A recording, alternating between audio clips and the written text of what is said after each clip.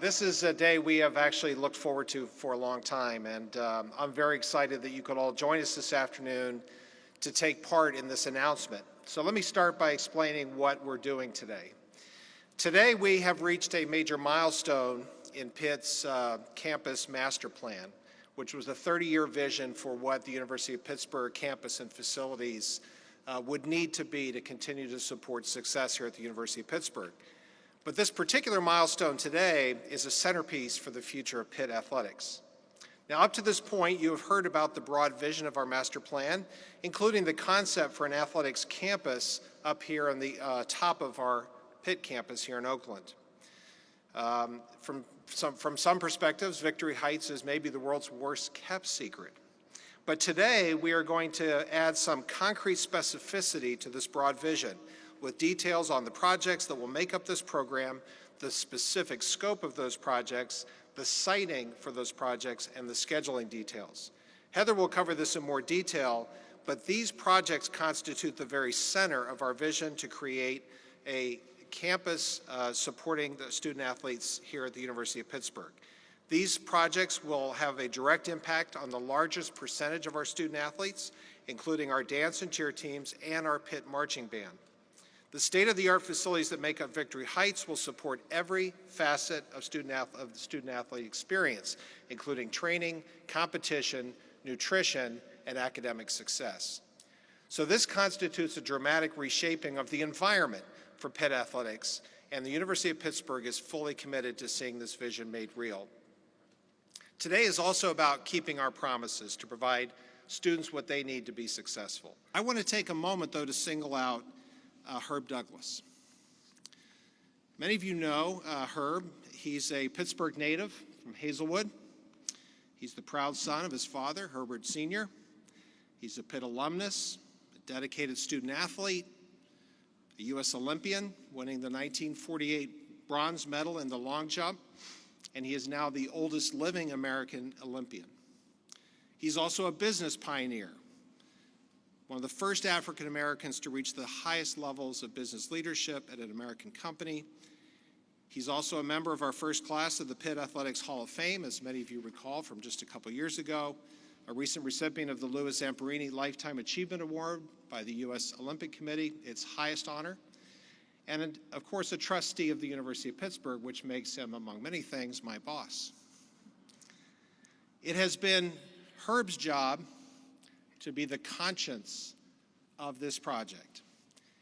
He has reminded us, and I can see the trustees smiling, frequently of our commitment to support all of our student athletes, including those who have had no facilities to call their own, like our storied track and field program. But Herb also reminded us at the same time of the lessons his father taught him. 4 simple principles: analyze, organize, initiate, and follow through. And so, Herb, I want to thank you for keeping us on track.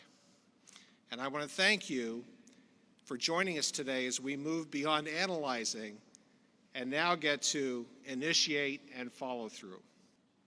And Herb, obviously the chancellor singled you out because it's not like you're 2 months away from being 98, but many of us hope to have the energy and the positivity and the inspiration that you've all given us. I want to thank you for making the effort to get here from Philly.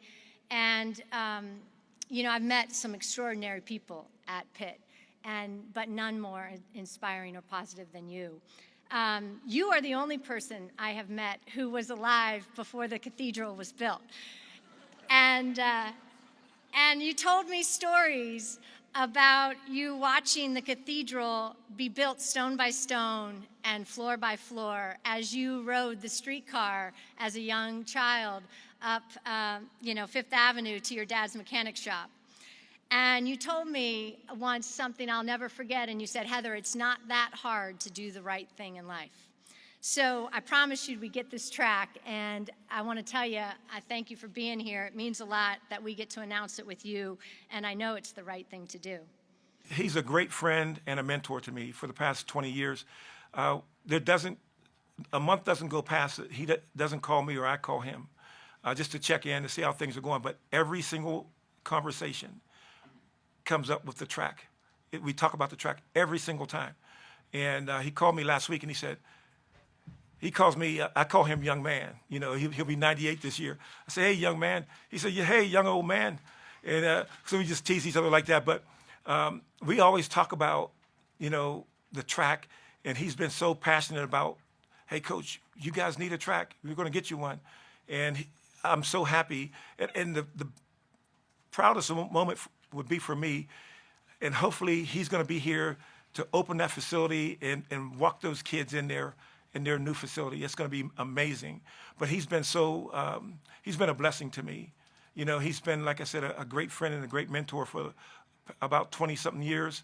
And I just know his passion for this. And he was here. He said, he called me last week and said, should I come in here for that press conference? I said, you have to be here. I don't know if he really knew what was going on or what was going to be announced, but I said, no, you have to be here. He said, okay, I'll come then. He said, Heather asked me to come, and I said, you have to be here. This is going to be something really, really big, and you need to be here. So I'm happy he was able to make it.